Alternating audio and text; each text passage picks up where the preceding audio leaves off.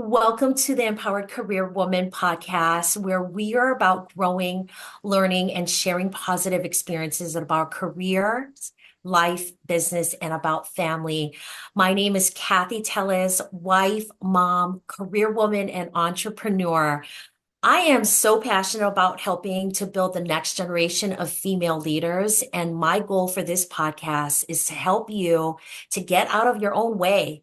And I want you to come away from this with tangible tools that can help you take your life to the next level, whether it be in your career, life, relationship, and personal growth. So before we get started, hit the like and share button, and I want to hear from you. Share with me some topics that you guys would like to hear. And I am just so excited for today's episode because I get to introduce to you one of my very good friends, one of my college friends, and somebody that I've kept in touch with over the years. And oh my gosh, Fanny, introduce yourself to the listeners. They are going to love our episode today.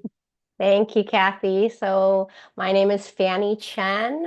As Kathy mentioned, we were good friends. We went to college together back at Washington State University and kept in Go touch over the Cougs! years. Kind of ended up in the same kind of career area of recruiting and human resources. So I currently am a strategic consultant, customer success consultant at LinkedIn for their talent solutions product, which is products used for recruiting. My background is in human resources and HR, recruiting, all of that good stuff from all different industries. And then I'm also a proud mom of a 15-year-old freshman in high school. So do that. And then I'm also very passionate about helping others with career advice, helping with resumes. I do work with a lot of like students, student athletes on their personal brand on LinkedIn, resume, writing, interview, prep, that type of stuff. So I also do that. And then I also like to dance. I think Kathy and you and I actually first met freshman year dance team. I Yes. tried out for the dance team. You were on the dance team. So Yep. on the side when I'm not momming and working, I try to go and take dance class and do a little something for me. So And I love your dancing, girl. Oh my gosh. I love it. I love that you post it on social and I love it. I love it, love it. I need to find a studio near me so that I can start doing that again. I yeah. absolutely love it. I And always that's just share. I hope to like inspire others. Like, yeah, you don't, it's never too, like you are not too old to keep, start.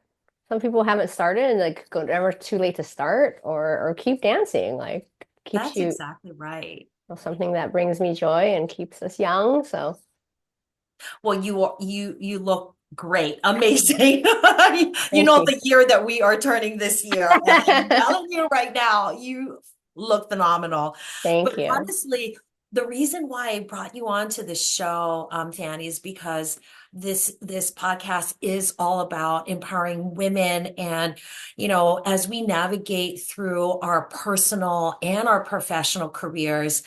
I know you've gone through so much, and I wanted you to share your story because I believe that your story is so inspiring. And I just love the nuggets that you and I have talked about over just the last few weeks. But can we just kind of start off with your career journey and the decisions that you made? Like, what were some of the toughest career decisions you had to make as a career mom, as a career woman, and how did you navigate through some of those moments? Yeah, I think that's a great question. And I think it's, there's been different points throughout when I look back where there was kind of crossroads or decisions we had to make. So if we start back, I graduated from Washington State with a degree in human resources. And if we take it even further back to high school, a lot of people don't grow up wanting to be in human resources, but I actually uniquely did. I worked at the Red Lion Inn when I was in high school. I was working in the restaurant.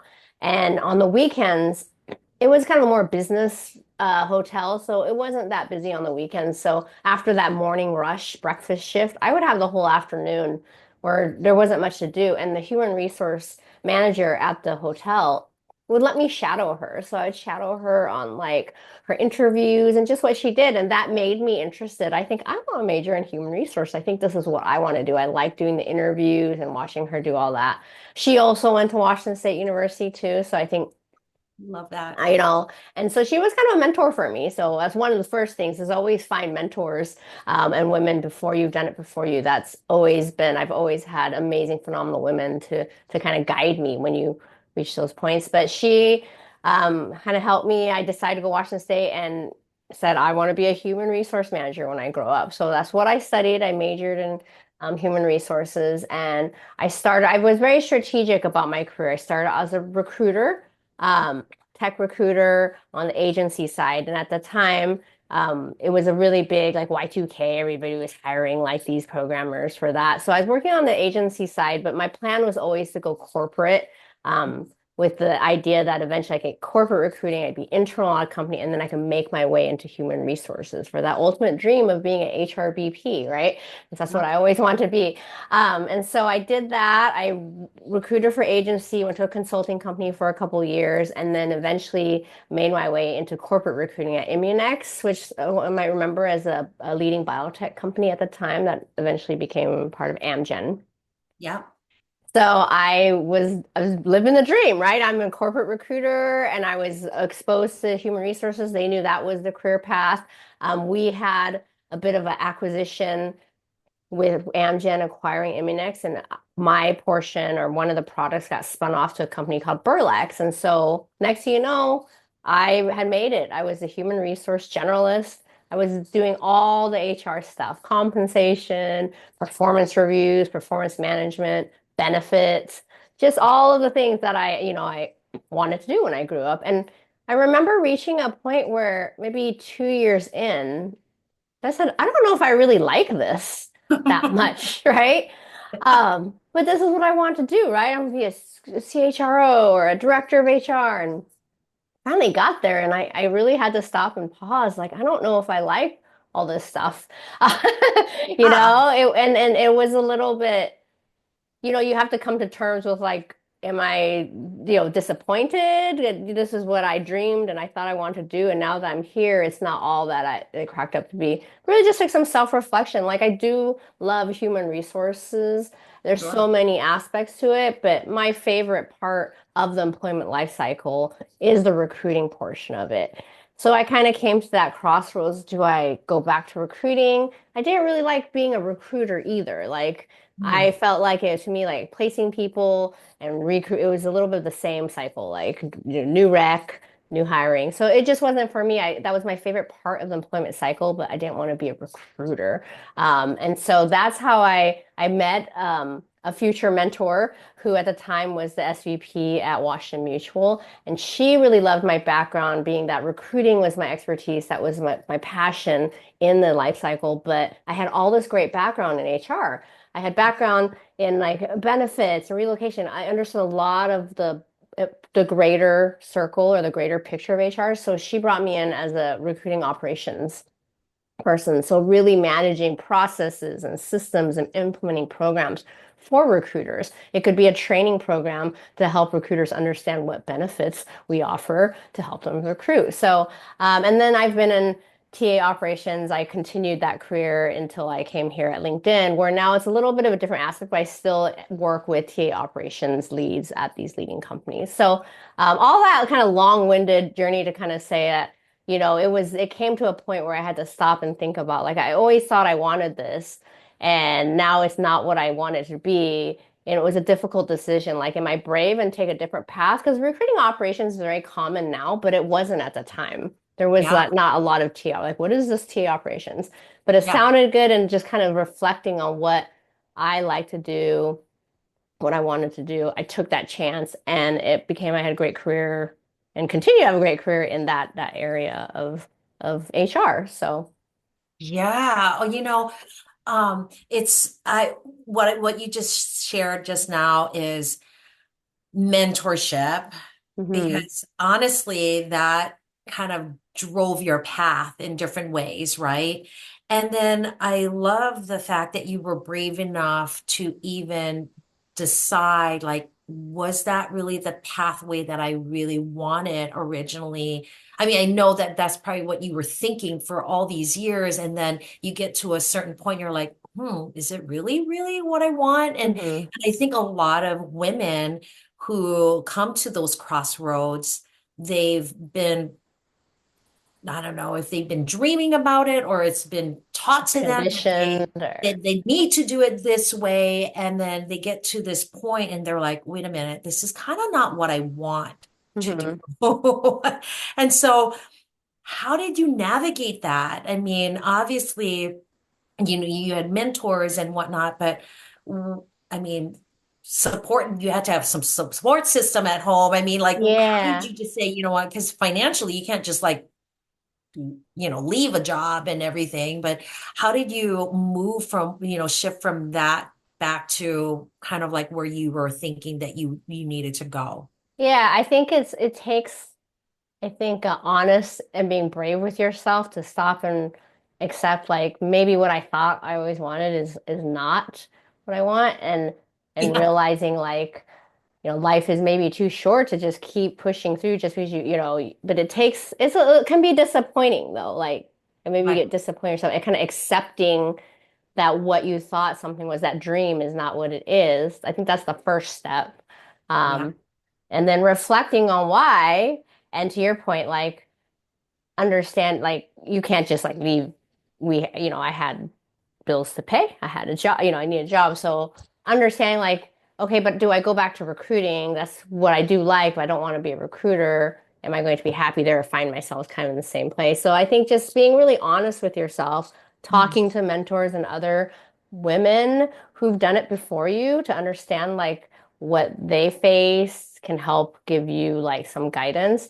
But I think really like for me, like it was really just that self-reflection and accepting like it's okay that what you thought you wanted isn't what it yeah, was first. And that opened my mind to be willing to accept other things. So then when I started looking at recruiting roles, being honest, like, well, I like recruiting, but I don't want to be a recruiter. Why don't I want to be a recruiter? Is it because I have a little ADD and so that life cycle is a little repetitive? I like projects, right? yeah, And then once that happened, I was able to articulate and when I started talking and networking about new opportunities, I was able to then articulate what my strengths and weaknesses were and what I liked and what I thought I was good at. And that's what opened up these opportunities in recruiting operations, which I was like, I think I can do that. And let me try. And being willing to like try something new. If I don't yeah, like it, I can always go back to recruiting, could go yeah, back to HR. Maybe I dive into another area of HR, right? So I think it's the best advice and just is like accepting and then reflecting and then being open-minded. Like being yeah. open to what you thought you wanted, not having to look like that perfect. And it can be hard for type A people, though. I am a very type A, like planful. And this is, like I said, I was very thoughtful. I'm going to go to school, HR. I'm going to go recruiter, corporate.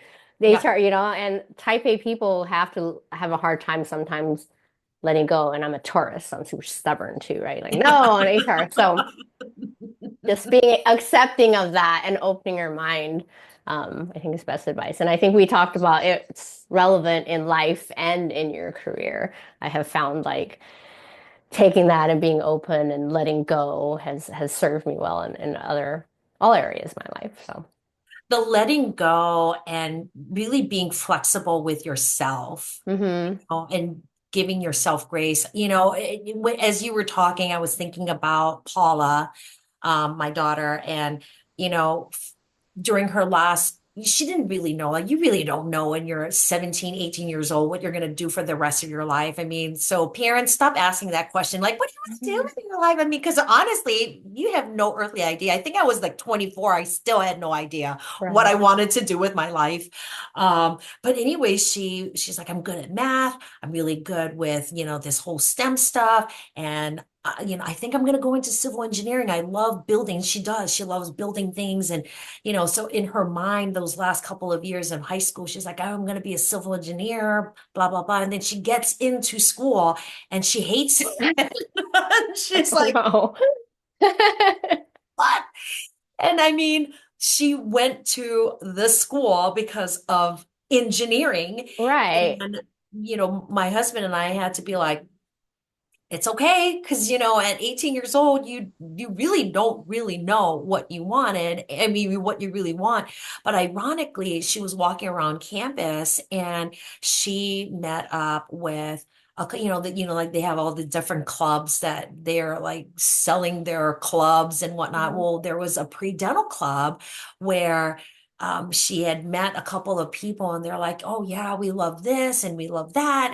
And she has been in this pre-dental club. And so now she wants to become a dentist. That's And I'm amazing. like, what? I mean, it's so completely different than civil engineering. Right. But then you start talking to other dentists, because I do work for a dental company. And it's funny because all these dentists, they're like, you know what? I didn't really know at one point that I want to become a dentist, but it's funny, engineers and dentists, they kind of work the same. They're very systematic in their head, Hmm. and and So she's very this, artistic, and so she right. loves that whole artistic piece of it. So, I'm like, wow, this is kind of, I'm digging that she's loving where she's moving right now in Right. her career path. And so I think that's where I love what you said. You just have to be super flexible with yourself. And I think for women, we tend not to do that. Like Yeah, we put too much. It would be very easy in Paula's example as an 18-year-old to be like, I chose this. I picked the school for this. We don't like to she didn't take a disappoint. scholarship for basketball because of this. Yeah, we don't like to disappoint people. My Right. family, my parents, or whoever, like we all, and I think we do that a lot in life and career as women, like we feel. And so kudos to her for being able to feel, and kudos to you as parents that she felt open and honest to be able to say, I don't know if I really like this.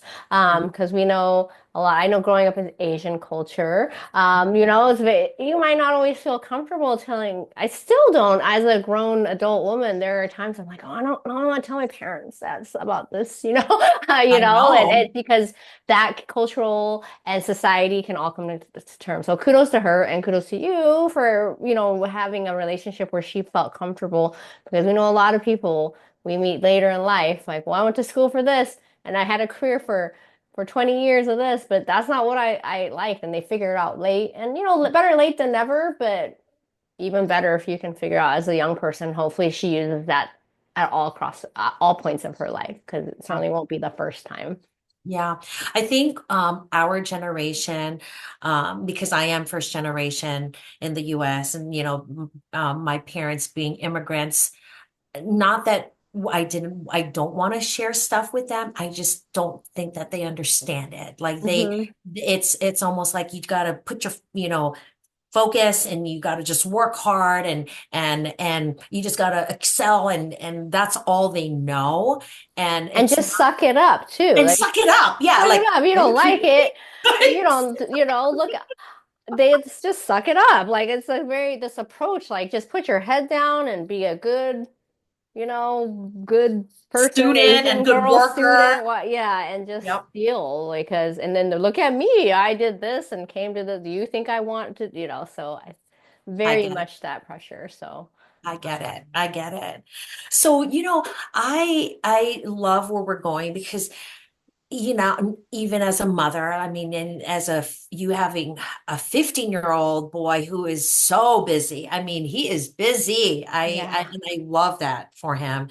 But like having to shift, I mean, a lot of my listeners, obviously, they're also mothers and they're having to juggle like my career, but then I also have my kids that I need to, take care of. I recently just went and got my hair done, and the my hairstylist, she has 6 kids, and she's like, I know, I'm like, God bless you, girl. God bless you. But she's like, but honestly, I had to figure out my life because I love contributing to the family, but then I didn't want to not be involved. Like I still wanted to be involved with my kids' stuff, activities. Hmm. So I had to juggle with that because she was a manager of this one store. And she's like, it's hard to juggle that as an entrepreneur, as a mom, as a, as wife and everything. And so you being the mom, and of course the professional as well, how did you juggle through that, especially when Isaac was younger and then growing up and all of that?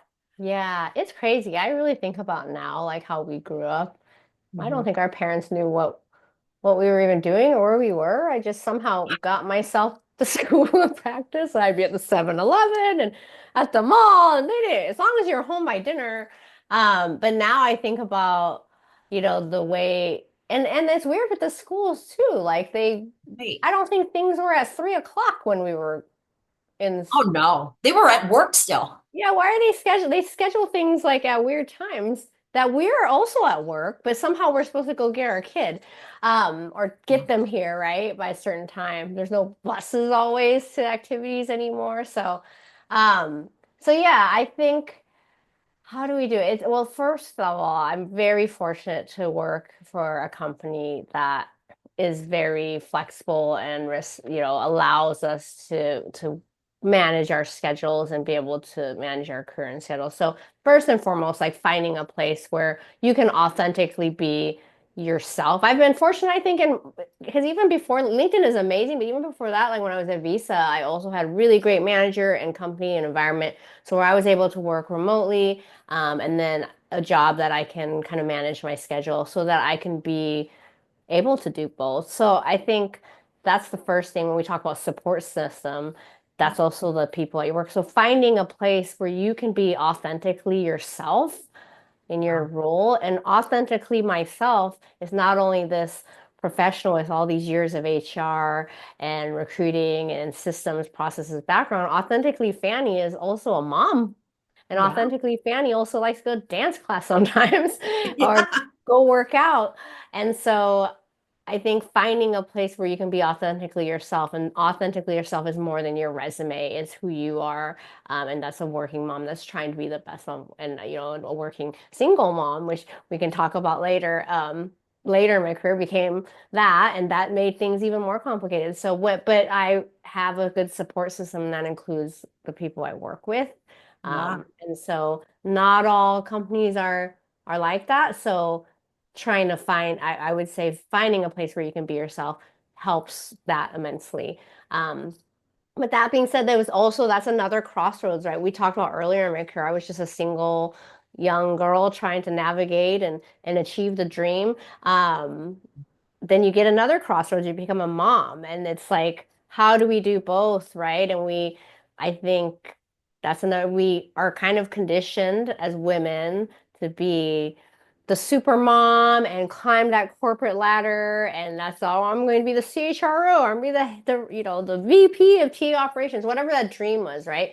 And I Yeah. think that a lot of that was not that those are bad things to achieve, but again, is it your dream, or is it just a dream that we were kind of told or fed to be a successful woman? We can have it all. We're climbing that corporate ladder and also being successful at home. So kind of being able to be honest with yourself again and reflecting like, well, maybe I don't need to be, for me, it was deciding like I don't actually want to be manager of people, right? I did do that for a little while and realized like I like being an individual contributor because then I'm in charge and responsible for my own stuff. And that allows me to then do my other job as a mom, right? So that was one decision, kind of reflection and realizing like I don't really want to manage people and their baggage and their stuff, Yeah. right? Like let me just be an individual contributor, right?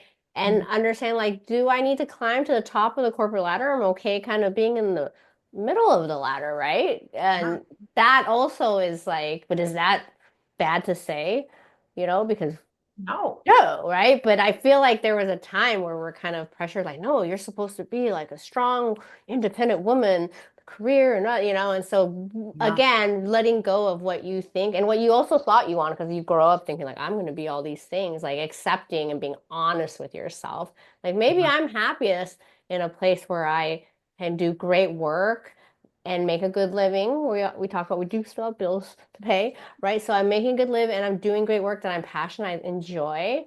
But I don't have to be like in charge of everything. This allows me to feel good about the work I'm doing and feel successful, make connections, but then also be able to go be at a track meet at 3:30 and Yep. support my son, and sit in the sun for 5 hours to watch him run 12 seconds, right? Like these are important. So I think I saw a reel or a meme on social media the other day that said like if you have a career that allows you to also be at all your kids' activities, then you are successful. And that really Yeah. resonated with me. Like I said, you are successful. So it's redefining what success is, whether Yeah. it's society or your own, like, again, expectations and not being disappointed because it looks different than maybe what you thought you wanted. Because I think we have a tendency to paint what we think we wanted, but you don't know what you don't know until you're in it. Yeah. I love that because for men, my husband sets the boundaries so quick and clearly with his boss that he did not want to manage people. He wanted to be an individual contributor Hmm. because he never wanted to miss any of Paula's basketball games. Never. Like he was adamant. Like I will take these Saturdays off and or we'll work early or I'll work later if because he's in sales and I'll take an early appointment so I don't miss the afternoon game or vice versa. If she had a morning game, he'll work in the afternoon, but he would not miss a game, Which is period. End of amazing. story. Yeah, but But he for felt comfortable doing that. yeah, and for men, they feel comfortable in saying, this is what I want. But for women, I don't know why we have this tendency to be that, we have to be super mom. Let's juggle everything and cover everything that we have to do at home and at work, and then have to try to like manage everything. And then we break down Yeah. and then we get burnt out. And I think we oftentimes, think we're already competing with men for those roles naturally already. So men just feel comfortable saying like, this is how I'm gonna do it and this is what I want because they don't feel this like insecurity about like, well, now I'm competing with a man.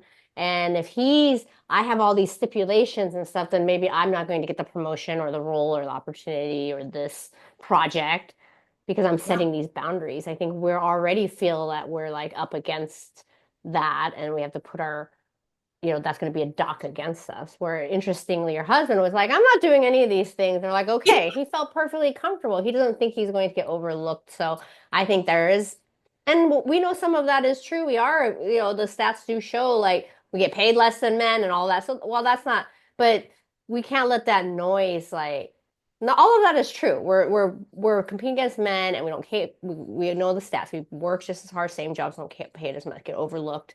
But yeah, you can't let that noise like keep you from doing what's going to make you happy.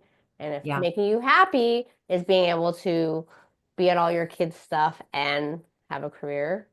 And yeah. if you don't want to be, that's okay too. But I would say That's like, true. we don't let that noise keep you from being honest with yourself.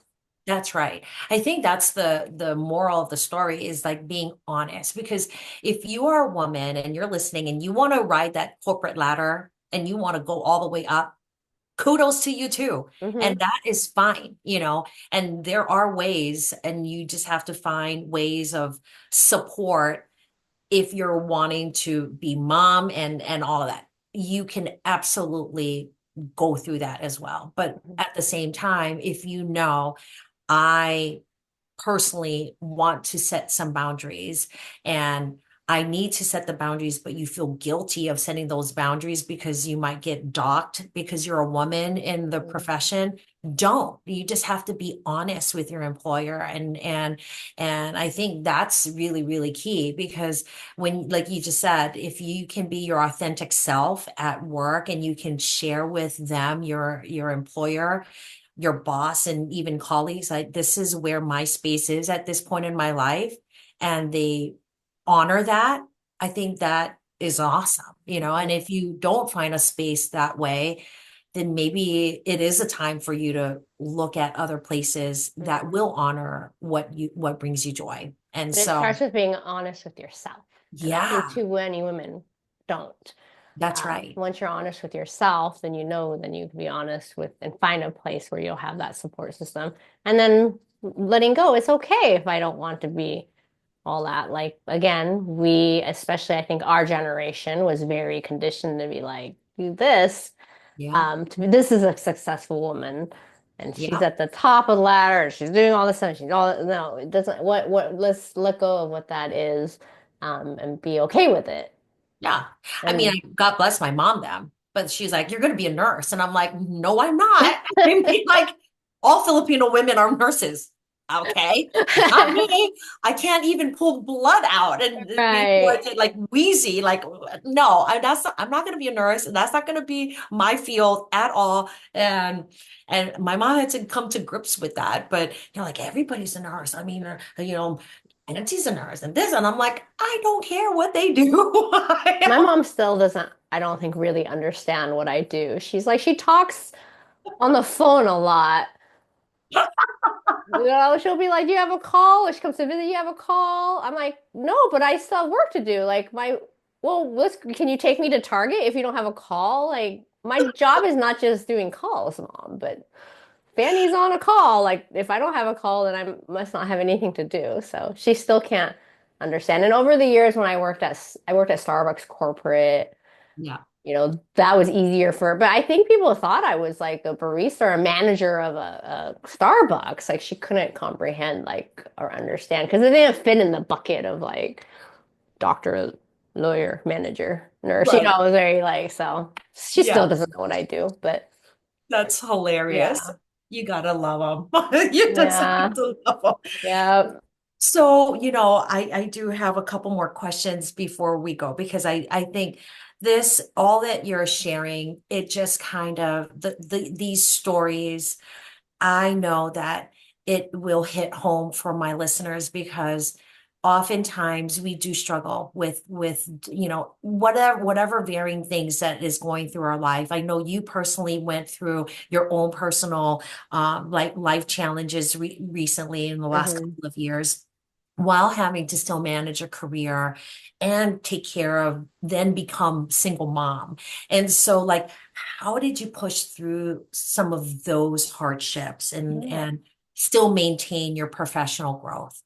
Yeah, so, I guess it's almost 4 years ago, I went through a big personal challenge and had to come to a difficult decision to leave my long-term relationship and our son and start all over again and leave and rebuild our lives and home. And that most definitely, we talked about all these different challenges and obstacles. That was definitely the most difficult decision and time I probably ever went through. Um, but it's the same theme, right? It was about like, here I am in this situation that is no longer positive for me or my child, right? You need to have a good situation for your child to be growing up in. Um, but it's like you have to let go of the dream, right? Which is like you get married and you live happily ever after, and parents together is best for the kid, and all these things, and disappointing. Like, first of all, there's the image that we all, say, don't care what people think, but, it still affects your decision making, your families, and disappointing your families. And I think it's the same thing. Like, we've been told like this is the path to a happy life, and stopping and like reflecting and being honest with yourself. And life is too short at the end of the day. Time, I saw something the other day, like time is the only thing you don't know how much you have. And so really like just being honest and saying, this is no longer, and it may not be, nobody thinks they want to be like, oh, single mom. There's stigma attached to that, right? But letting go of what you think is supposed to be like good and your dream of what you thought your life should be. Perfect. Yeah. And Mm. like making that difficult decision to try something new. And so I did it. And it's like everything, like that first decision you make, and then you start to see like, oh, okay, this is good, and then it gives you strength to like proceed. And you see like and it's hard though. It's not like it's just one straight path. It's just like your career and personal. It's ups and downs. It's not like it just was like everything's great. Your kid is sad, navigating them through that.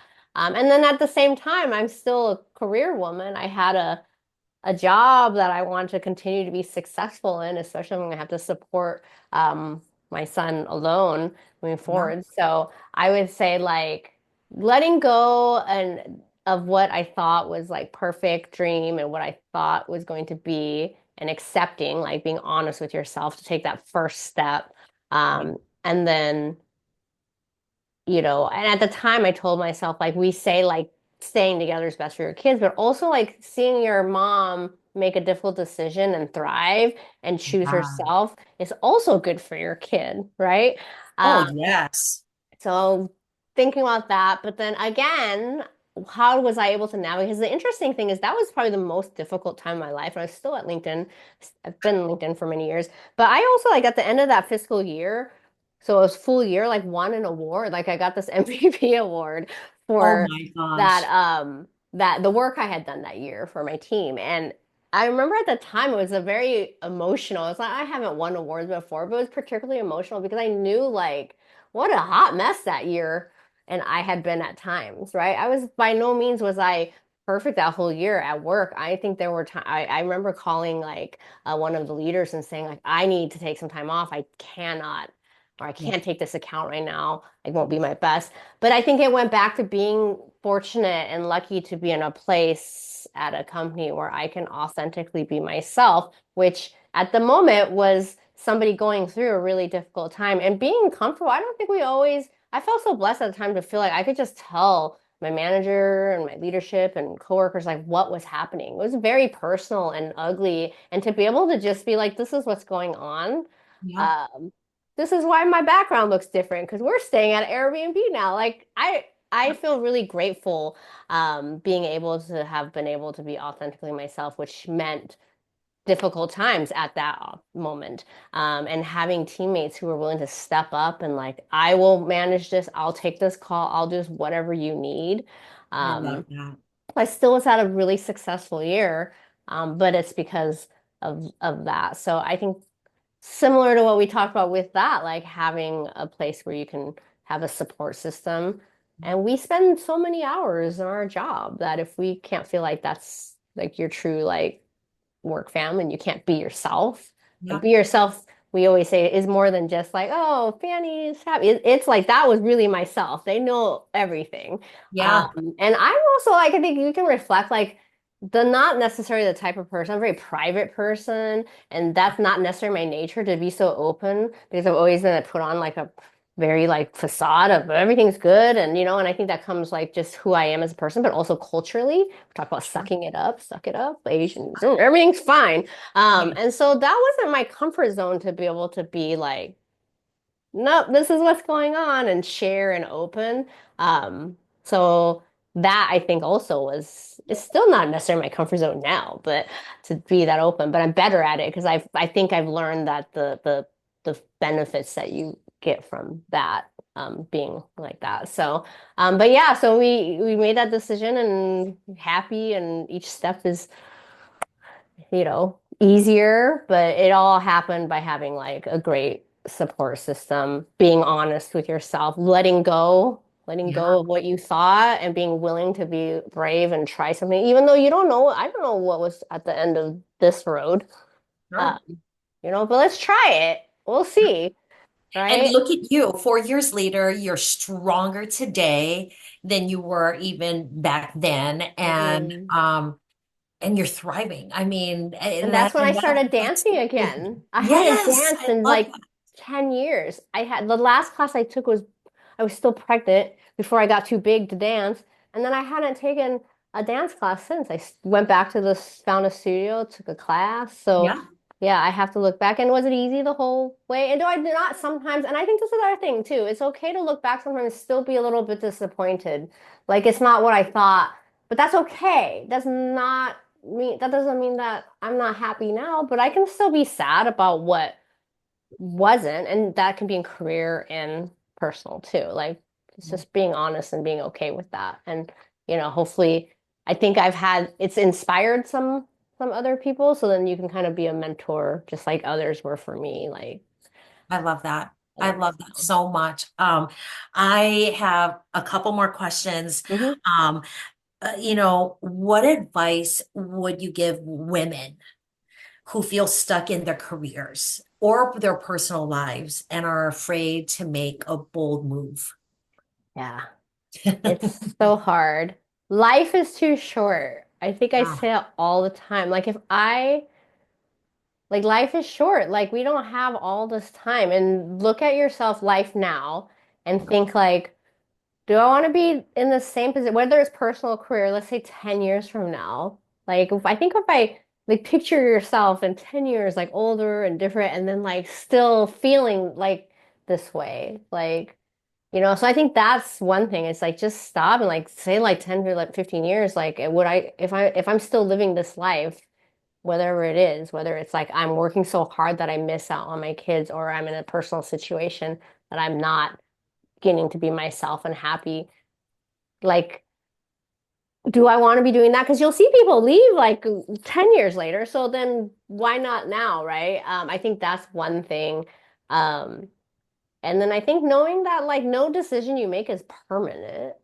That's right. Oh, love that. No decision you make is permanent. You can always pivot or try, it's not like you go down and you're stuck there forever. Like no decision you make is permanent, right? But try something new.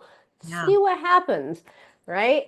Yeah. Um, and then I kind of looked at like life was short, being honest with yourself and then being a good example for your children, like, being a good example for your kids. Hmm. Even though they might be like, why are we doing this right now? It's hard. I don't like it. And that's adversity that's good for them and Yeah. builds life skills for them too. But I always thought at the time, like, I hope that, at the time my son was 10, Mhm. 11, and I was like, I know it's hard and he's understand, but I hope that someday when he understands like life and relationships and he knows it more than an Yeah. 11-year-old, he can look back and say, and be proud of me. So be a good example and he'll look back and be proud that and understand how hard it was too, because they don't understand all the things, but they will later, right? Yeah. And I did have people who maybe had been through it before who had older kids or maybe their parents that help reinforce that. So Yeah. let that motivate, I guess, you like, let me be a good example to my kids. I love that. That's so good. So, what's next for you? Like, what are you excited about in this next chapter in your life and your career? I know you're Yeah. back to dancing, which I absolutely love. Yes. But what's up next for you? I know that, you're still helping other young adults, figure out their resume and all of that good stuff. But tell us what else is up in life for you. Yeah, so you'll obviously still LinkedIn, and then also, as you mentioned, I work with students and student athletes to help with kind of career guidance stuff. Of course, my son is now a freshman, and everyone told me like once they get to high school, it just like whizzes by, and it feels like it because he's almost done with his freshman year. And so Unbelievable. I'm really just trying to like every moment and really enjoy this like last few years. He's obviously a really busy kid. He plays basketball. He just started track. And so helping him navigate, like his dream is to continue to play basketball at the next level. So whatever I can do to help him put him in that best position, obviously it's up to him at the Yeah. end of the day to be good, but I can still and with sports now, it's like a business and it's just so much more about networking. It's crazy than just like you used to just play for your high school and be good. And so I've taken upon myself, I wasn't a basketball player, I was a cheerleader and dancer, but Yeah. learning about as much as I can about the game and the network and the how recruiting works and all of the and who is where and it's almost like a second job. Like he's like, thanks, mom, the manager, right? How do I do his branding? So like learning as much as I can. So like it's up to you to ball out and play hard and be good. But mom will try to put you in the best position.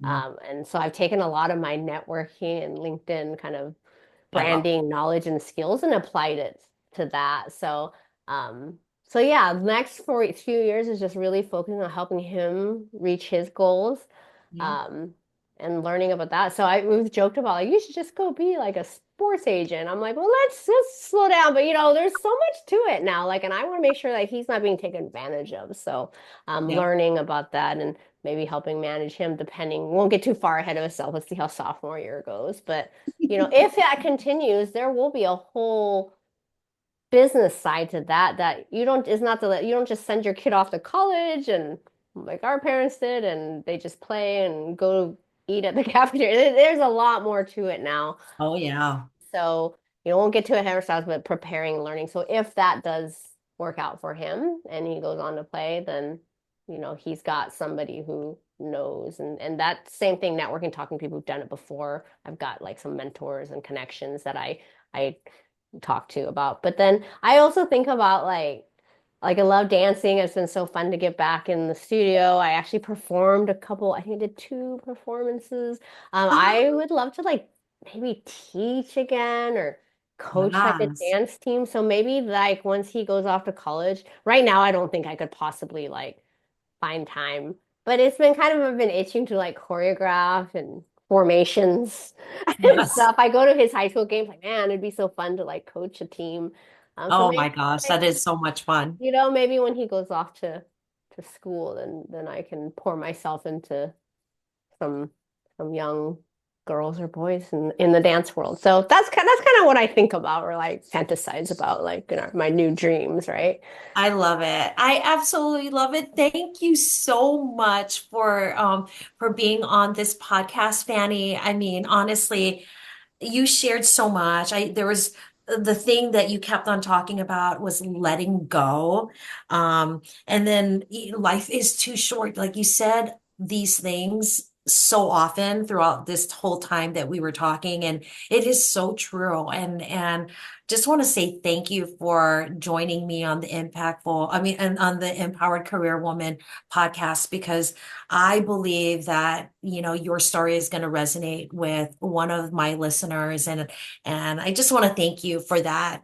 And Yeah. um but let me close this out. For everyone else, thank you so much for joining us on the on the Empowered Career Woman podcast. I had another You're podcast. too successful with all your podcasts.